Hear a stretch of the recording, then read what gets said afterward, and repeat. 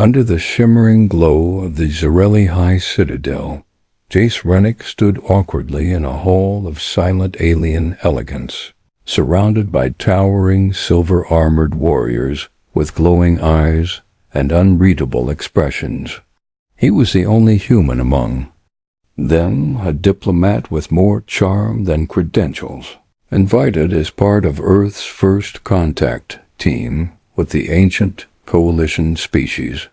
The citadel floated in the void above a gas giant, a swirling blue and violet world that reflected in the crystal floors beneath his boots. Everything around him felt cold, formal, and impossible to understand. And then he saw her Lara Vasheen, the Zarelli envoy, tall and statuesque, with silver skin that shimmered like liquid metal and a long, coiled tail ending in feathered, bioluminescent strands. She was beautiful in a terrifying, alien way. Her movements precise like a sword's arc, her expression unreadable, as if carved from obsidian. When she walked past him, her tail swayed behind her in a way that caught his eye before his better judgment could stop his mouth. "Nice tail," he muttered under his breath, a half-hearted attempt at humor meant for no one to hear. But the hall grew suddenly quiet. Lara stopped. Her knees bent slightly, as if her strength had flickered. Then, with a soft whooshing sound, her tail erupted into a blue flame, dancing like fire made of plasma. The room erupted into chaos. Alarms began to ring, soft and melodic, but urgent. Blue glyphs that hadn't glowed in centuries lit up across the walls. The floor vibrated. Underfoot, guards in full armor surrounded Jace in a flash, aiming weapons at him as if he had just triggered a bomb. "What did you do?" One barked, though Jace couldn't tell if it was a question or an accusation. Clara's eyes widened not in anger but fear. She slowly looked down at her tail, still burning like a torch, and whispered, "This cannot be." The fire reflected in her eyes, revealing something ancient and afraid. "You triggered the flame code," she said, stepping closer. The guards hesitated. "Only one can do that. The flame key." Jace blinked, confused. "The what?" But before he could get an answer, the citadel trembled, as if something massive had stirred below it. Clara turned, her voice urgent but calm. "We must leave this chamber. Now." Against the protests of the guards, she grabbed Jace by the wrist and pulled him into a narrow corridor that sealed behind them with a hiss. As they ran, she explained, the blue flame was not just a reflex. It was a signal buried deep in Zarelli genetics, tied to a prophecy thousands of years old. The flame key was a mythical being who would ignite the long-dormant defenses of the Zarelli Empire in the time of their greatest peril. "You were not supposed to exist," she said, glancing back at him. "Not you. Not any human." Lights overhead flickered. Doors opened for them without being touched, reacting to the flame, still flickering on her tail. Somewhere deep in the citadel, ancient machinery was waking up. "Look," Jace said, struggling to keep pace. "I didn't mean anything by the joke. I was just nervous. I wasn't trying to unlock any sacred fire prophecy." But Lara didn't smile. "Intent does not matter. You've been chosen by the flame." They entered a lift tube that dropped fast enough to make Jace's stomach rise. As they descended into the citadel's lower vaults, he heard a low humming grow louder, like the slow beat of a giant heart coming back to life. "What happens now?" he asked. Clara pressed her hand against a console that recognized her flame-warmed skin. A sealed vault opened, revealing a circular chamber lined with glowing glyphs. "We find out why the flame chose you," she said, "and what else has awakened because of it."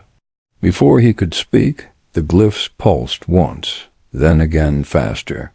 A beacon of blue light shot into the air from the center of the chamber, punching through the layers of the citadel and out into deep space.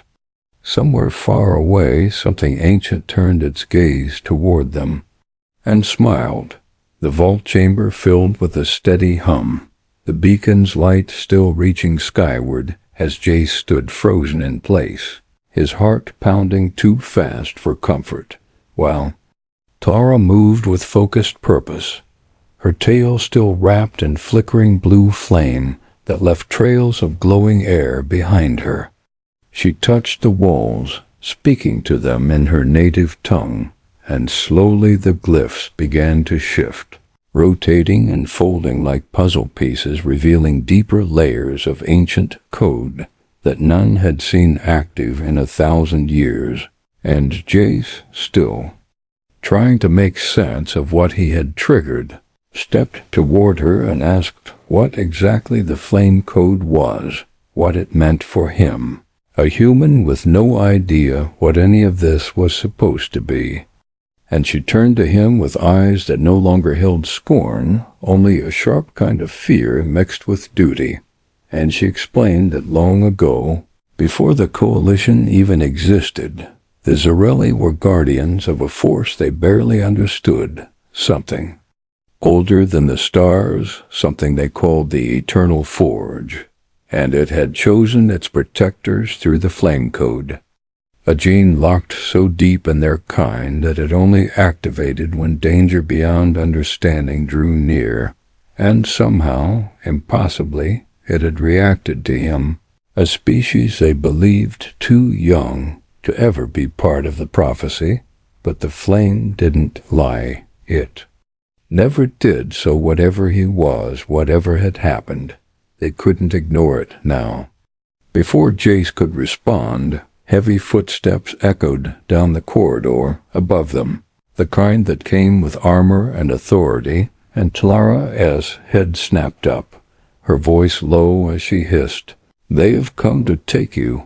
And within seconds she was moving again, pulling him deeper through a narrow door that seemed to open on its own, closing behind them with a heavy thud.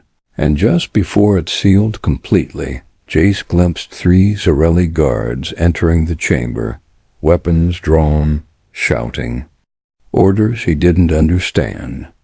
They moved through a dark corridor, lit only by the soft blue glow of Tara's tail, and she explained as they walked quickly that there were 2 kinds of Zarelli, now those who believed the prophecy must be fulfilled, and those who feared it because they knew that the return of the Flame Key meant the Voidborn were near, ancient beings that devoured stars and twisted reality wherever they passed. And some in the Coalition would rather silence the prophecy than face what it meant.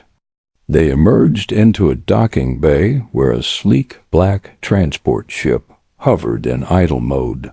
Number pilots, no crew, just waiting, and Tara placed her palm on the entry pad, the ship responding to her as if it remembered her touch. And once inside, the doors sealed, the engine flared to life, and stars blurred past them as they escaped the Citadel's orbit. Jace, sitting in the co-pilot seat, still trying to make sense of what was happening as the ship angled toward the edge of the system, toward something Tara called the Archive of Solanner, an ancient place long hidden from even the Zarelli. High command where answers to the Flame Code might still be found. But something stirred behind them as they flew, and energy in the beacon they had triggered continued pulsing outward like a signal flare, and far across the galaxy, something responded in silence, a movement within the dark, like eyes opening where no light should exist. As the ship jumped into warp space, A coldness passed through Jace, not physical, but deep in the bones, as if the universe itself had noticed him and decided he was no longer small, no longer unseen. Tara remained silent for most of the trip, her eyes locked on the stars as if searching them for ghosts, until finally she said, "You must understand this was not meant to happen. But now that it has, there is no turning back." And before Jace could ask what that meant, the ship shuddered as it exited warp, revealing a dark planet ahead, wrapped in metallic rings and strange orbiting fragments, not like asteroids, but like pieces of old structures or machines long broken, spinning around the world like a silent graveyard. Clara guided the ship down toward a mountain ridge, toward a cave entrance that glowed faintly with the same blue glyphs they had seen in the vault. And when they landed, a low tone echoed in the air, as if the planet had felt them arrive. Stepping out onto the rocky surface, Jace looked around and saw strange symbols carved into stone, all pulsing with faint light as he passed, like the place was alive, watching him, testing him. And the deeper they walked into the mountain cave, the more the symbols lit up, responding not to Tilara, but to Jace, until they reached a chamber with a floating orb of light in the center, surrounded by stone arches and more ancient writing. This, Clara said, was the flame core, the last remnant of the original eternal forge, and if he touched it, it would either kill him or awaken something none of them could control. Jace, already too deep into this mess to stop now, reached out with one hand, hesitating only a moment before his fingers touched the surface of the light and the world exploded with vision, memory and voices not his own, as if a billion stars had screamed at once and then gone silent. And when he woke seconds later, or was it hours, he was on the floor, panting, and the chamber glowed brighter than before, the glyphs alive, and his hand burned with the mark of a spiral flame etched into his palm like it had always been there. Clara knelt beside him, her voice softer now, almost reverent, and she said simply, "You are the flame key, and now everything will change." But neither of them noticed that far above them, in the edge of deep space, something enormous was moving toward the star system, a shadow with no shape, hungry and ancient, coming closer with every pulse of the flame. The wind on Solanar was strange, dry, but full of static, as if the planet had been asleep for too long and had forgotten how to breathe. Jace stood near the edge of a dark ridge, looking out at a vast valley below, covered in broken metal, cracked stone, and the ruins of something that once stretched for miles, a forgotten city now swallowed by time and dust. And in the center of it all stood a tower that shimmered faintly with pale blue light, like a heartbeat barely alive, and beside him Clara remained silent, her tail dim now, no flames, just the steady, slow sway of a warrior deep in thought. They had landed hours earlier, their ship hidden behind jagged rock, cloaked from the skies in case anyone or anything was watching, and every step toward that valley felt heavier than the last, not just from fear, but from something else. Something pressing down on them from the sky itself, like the stars were holding their breath. This was Solanar, the place the Zarelli had erased from their records, the planet they swore was dead. But it wasn't not completely, and Clara had only found it because the flame core had shown Jace a vision, a flash of metal hands shaping, fire and a voice whispering, "Forge the key." And now here they were, walking among rusted bones of machines the size of buildings, their joints frozen mid-motion, as if a battle had once taken place here and then suddenly stopped. Jace ran his hand along the cracked surface of a fallen structure, and it flared beneath his fingers, glowing softly in response to the spiral flame still marked on his palm. And the moment it lit up, he felt something shift beneath his feet. A slow vibration that grew louder as they neared the center of the valley, the tower growing taller with every step. When they reached its base, the entrance opened without sound, dust falling like mist as ancient doors moved aside, revealing a spiraling path downward into the dark, and with only the blue flame of Clara's tail lighting the way, they descended. Together, each footstep echoing into the hollow silence below, until finally they reached a vast chamber lined with pillars and filled with old machines shaped like weapons, tools, and armor, none of it working. None of it warm until Jace stepped forward, and the forge at the room's center lit up in a burst of brilliant blue and gold, flames rising in slow arcs as if gravity didn't matter. And in that moment the forge recognized him, just as the flame core had, and something deep beneath Solinar awakened. Clara whispered that this place was not only a forge but a memory vault, where old technology and old truths had been hidden from even the highest Zereli lords, and she believed the eternal forge had once powered an entire fleet built to fight the Voidborn, but was shut down after their near extinction. Now, it waited for someone to reignite it. Jace approached the central console, symbols lighting up as his hand drew near, and without fully understanding what he was doing, he placed his palm on the core and felt the heat rush into him, not burning, but filling his mind with shapes, schematics and alien words that slowly rearranged themselves into thoughts he could understand. And before he realized it, he spoke them aloud, unlocking systems that had not functioned in centuries, the forge coming to life as sparks flew, and ancient walls shifted to reveal something beneath a suit of armor half complete.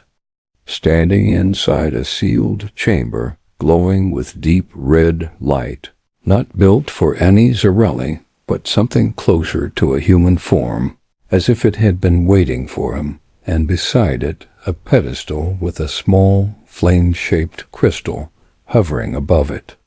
Clara's voice broke through the hum, warning him that once the armor bonded to him, there would be no turning back, no return to normal, and the Voidborn would sense the change wherever they were. Jace hesitated for only a moment before he stepped inside, letting the armor form around him, every piece locking into place like it already knew his body. And as the final piece sealed over his chest, the flame mark on his palm flared and pulsed, sending a shock wave through the chamber that shook the very ground. Outside, hidden sensors activated, old defense systems blinked awake, and deep in space a ripple echoed outward like thunder without sound, reaching far beyond Solinar II. Something hidden in the dark, a sleeping eye that opened slowly. Jace stood inside the armor, breathing hard, feeling energy rush through his body. Not just power, but purpose, like he could see how everything connected, every glyph, every ruin, every fragment of forgotten history, and he knew now why the Voidborn feared this place, why the Zereli buried it, and why the Flame Code had chosen him.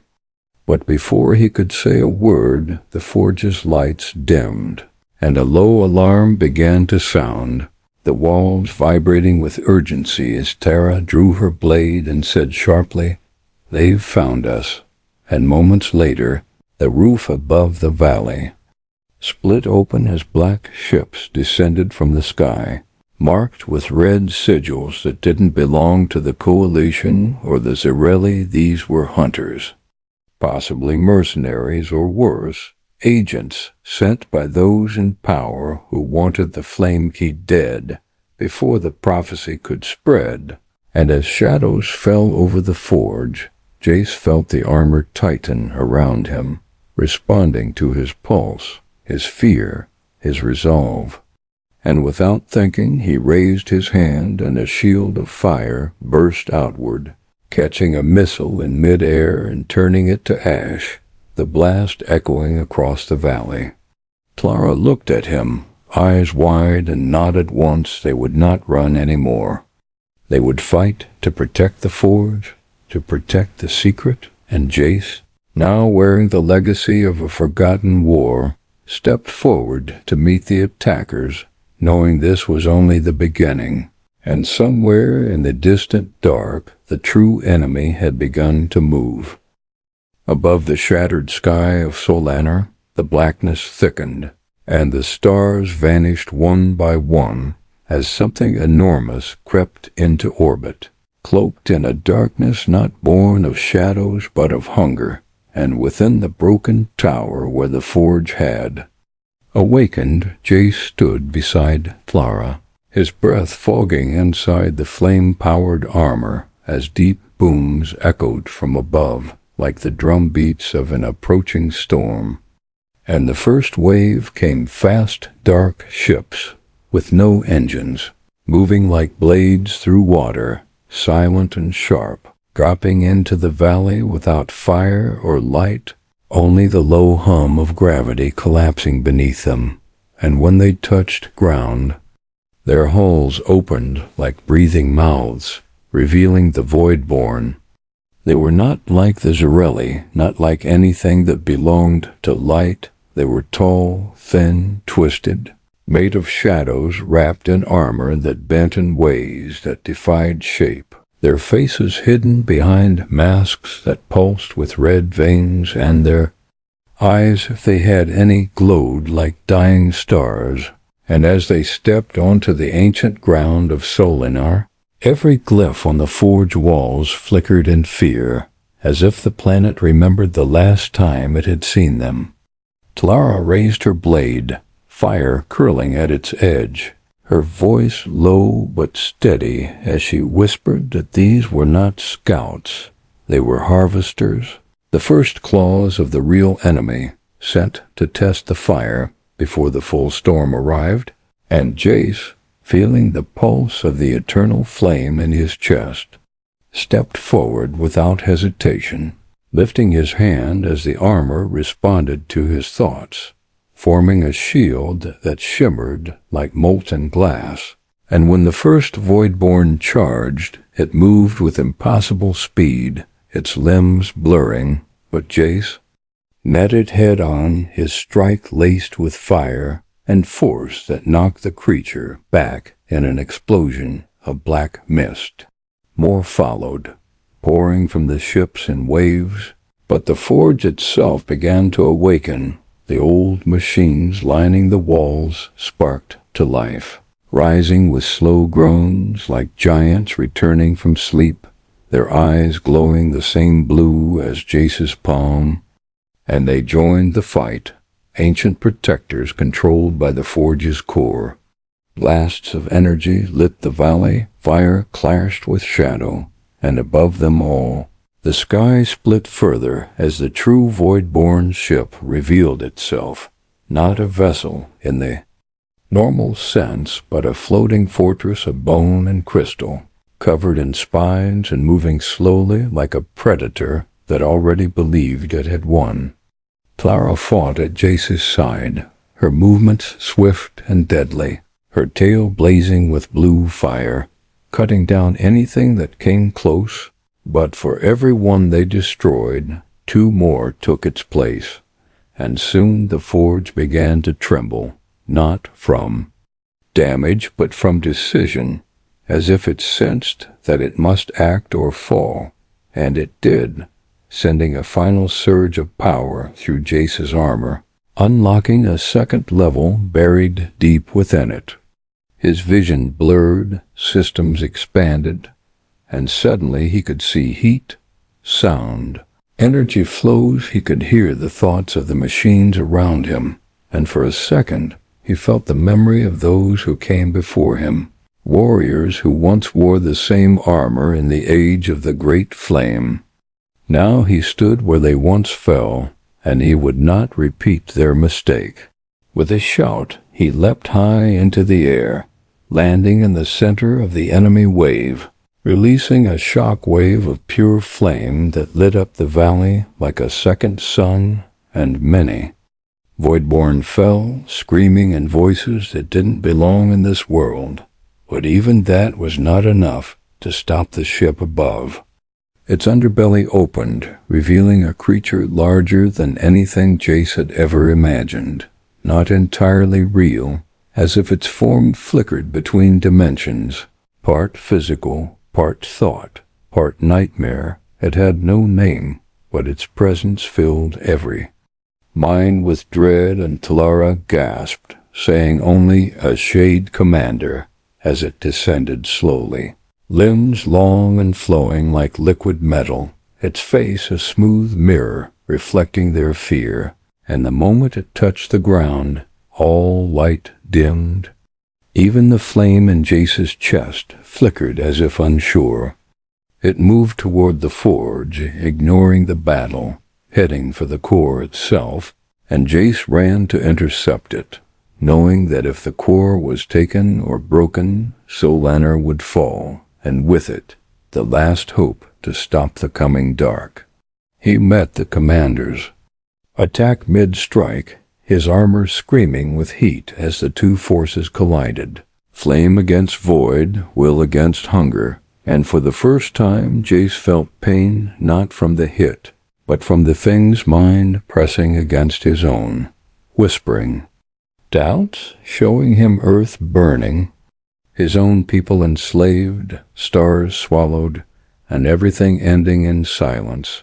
But then a memory sparked within him, not his own, but from the forge, of another flame key who once stood against the dark and won, and Jace roared back, his fire blazing, with defiance pushing the darkness away, breaking the creature's grip and blasting it back across the chamber. The machines joined him again, their weapons sensed to his pulse, and together they drove the commander away, not defeated but damaged. And as it retreated to the ship above, the fortress began to fold in on itself, vanishing into a rift of cold space, but not before one final signal pulsed out, one final call sent into the deep, and Clara, now breathing hard, said that the true swarm had been summoned, and this was only a test, a taste. Jace looked down at the armor glowing at his chest, the flame brighter than before, and he knew they had won the battle, but war was coming, not just to Solanar, but to every world the light touched, and the Voidborn would not stop until nothing burned but them. The skies above Earth were never supposed to look like that, layered, with black clouds that weren't made of water but something heavier, darker, like ash and smoke from a fire no one had started. And from orbit, the first satellite feeds showed shapes moving behind them, too large and too silent to be planes, too alive to be asteroids. And deep in the military command rooms, no one had answers, only questions they were afraid to ask. And by the time the global network started reporting strange power failures, vanishing patrols, and the sudden silence of deep space probes, it was already too late to pretend everything was normal. Jace stood at the helm of a rebuilt defense cruiser, the Emberfall designed by the minds of Solanar's ancient forge and Earth's finest engineers, now joined together in the last weeks of uneasy peace, and next to him stood Clara, her flame tail now steady, her eyes darker than usual, as she watched the storm gather around their homeworld. Earth was not ready, but it had been warned after their battle on Solinar. Jace had sent the message to Earth, to the Coalition, to anyone who would listen, but most dismissed it as myth, as madness, until the first rip opened in the sky. Near Jupiter, and the shadows began pouring out, not just ships, but entire fleets shaped like bones and void, covering stars like curtains closing on a stage. Now the world below prepared as best it could. Cities were evacuated, shields installed, but against the Voidborn most defenses would fail, and only the flame armor and the old codes of Solanar stood a chance, and even that was uncertain. The Council on Earth argued about surrender, about retreat, but Jace knew there was nowhere left to run if Earth fell. The rest of the galaxy would follow, and the Forge had shown him a vision of Earth burning, not from fire, but from the cold. Hunger of the void, a silence so deep it swallowed light. The Emberfall moved into high orbit just as the sky began to break, not in fire but in quiet rips in space opening like wounds, and from each one came the enemy, ship after ship, hundreds of them, and at the center of it all the same fortress. From Solanar, now repaired, grown, alive with shadow, and from its lower deck, the Shade Commander returned, his form now larger, more stable, pulsing with dark energy as he reached for the planet below. Clara turned to Jace and whispered that they had only one chance to ignite the earthbound flame buried deep beneath the planet, hidden long ago by the First. Visitors from Solinar, who fled the war, hoping the code would never be needed again. But it was there, beneath the Himalayas, locked away inside an old facility, abandoned and forgotten, known only in myth as the Vault of Embers.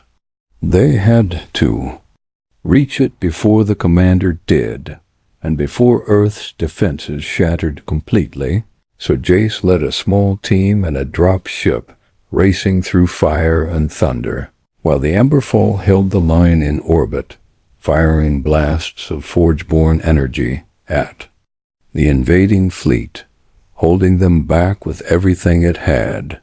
The descent was rough, enemy fire clipped their engines, and when they finally landed in the snowy cliffs, the ground was already shaking with distant battles, soldiers clashing with drones that didn't bleed, and as they entered the vault, the air grew warmer, alive with a pulse that matched the mark on Jace's palm. Inside, the old halls glowed faintly, still powered by the ancient flame core, and in the center, a crystal as tall as a mountain heart waited, wrapped in chains of light meant to hold back its true power, but as Jace approached, the chains reacted. To him, and the flame core recognized his presence, slowly unwinding its binds, releasing energy that rushed through the chamber like wind through fire, and then the earthbound flame spoke not in words, but in memory, showing Jace the First. Battle, the first fall, the first flame key who gave his life to seal the vault and buy time for the next bearer. And now time had run out. Jace placed his palm on the core, and everything changed. The flame roared to life, not just in him, but in the land itself, spreading through old tunnels, rising through the earth, lighting up the skies with rivers of molten light, and far above, the Voidborn paused for the first time, sensing the shift, sensing fear for the first time in centuries. The Shade Commander turned his gaze toward the vault and began descending like a god of death, his army following, but Jace would not run. He stepped into the core's light, and the armor he wore reshaped, becoming more than armor, becoming a part of him as the earthbound flame fused with his will. Outside, the Emberfall broke apart in flames, buying time, its captain broadcasting one last message. Hold the line as the last defense fell and the skies above Earth turned black with ships. Clara stood by Jace, her blade drawn, knowing this was the stand their kind had waited for, and as the vault doors exploded open, the Shade Commander entered, his voice now a storm in their minds, offering surrender, silence, oblivion. But Jace stepped forward, flames in his eyes, and said only, "No," and the chamber erupted in fire and shadow, the final battle for Earth beginning beneath the snow, where silence once ruled, but now only the flame roared. The vault of embers shook with fire and fury as Jace stood in front of the Shade Commander, their shadows stretching across walls of ancient stone, lit with the deep blue flame of Earth's hidden core, and the air between them pulsed with heat and tension like a wire stretched too tight, ready to snap. Above the surface of the world was Chaos City's dark, oceans rising with magnetic surges, satellites crashing from the sky like burning stones, and people everywhere looking up, waiting, watching, hoping that someone would stand between them and the endless dark falling upon them. Inside the vault, Talara moved fast beside Jace, her blade drawn, her tail flaring like a comet, while the Shade Commander advanced, silent but monstrous, surrounded by swirling black energy that cracked stone and bent light. And when he moved, the flame inside the chamber flickered, but did not die, because Jace had become something new, something ancient, something the void feared, not just a bearer of flame, but a human carrying the will of every forgotten soul who had once burned for hope. His armor now merged fully with the earthbound core, shimmered like living metal, glowing brighter with each step, and when the Shade Commander struck, Jace blocked it with a shield of pure fire, the impact shaking the chamber and throwing sparks that danced like stars before vanishing. Then they fought, fire against shadow, light against dark, and each clash sent waves of energy through the tunnels, cracking the floor, heating the stone, until parts of the vault began to fall apart, ancient supports crumbling as if the planet itself was watching and waiting for the outcome.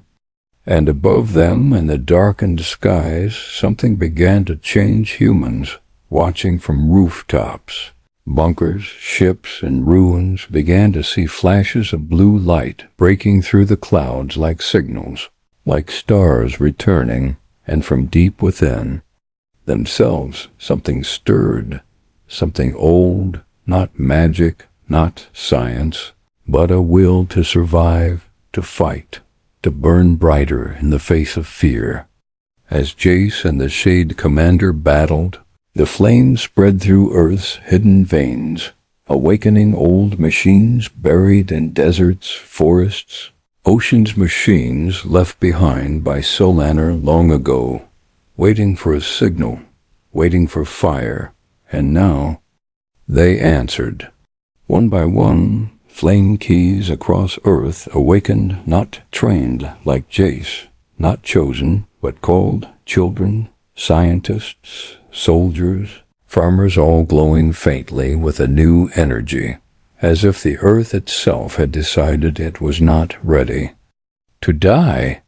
In orbit, some void-born ships began to retreat, sensing the shift, the sudden resistance, but others pressed harder, diving toward the surface, releasing monsters shaped from void, screaming without mouths, their only goal to silence the light. But humanity was no longer hiding. In the streets, people fought back, not just with weapons, but with their will, their unity, their rage, and their courage. And in every corner of the globe, blue flame began to rise, not wild, not random, but focused, sharp, and growing stronger with each act of bravery. In the vault, Jace was bleeding, his armor cracked, his hands shaking.